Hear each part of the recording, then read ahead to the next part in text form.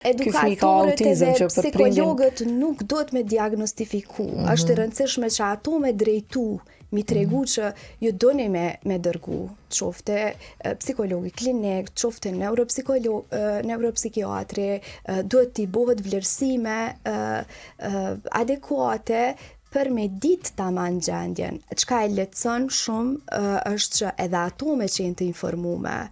Fatkeqësisht në praktikat e përditshme, çka unë e shoh është edhe mos informimi i edukatorëve.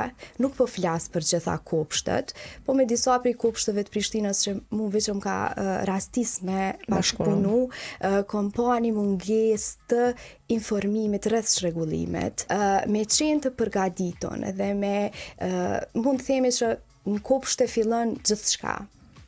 Jo rastisht unë e kam vendos filla education është për shkak që tek vitet e para aty fillon gjithçka. Fëmijët me autizëm ndjejnë, ata ndjejnë dashnin, e ndjejnë mërzinë, ndjejnë çka do që tjetri i ofron.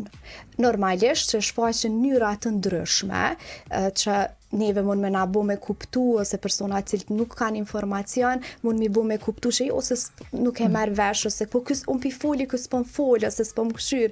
Po është pikrisht që to janë karakteristikat e autizmit. Është mënyra se si ai është ma ndryshe të themi, por më i veçantë. Është po nuk duhet me qenë ndryshe prej të tjerëve.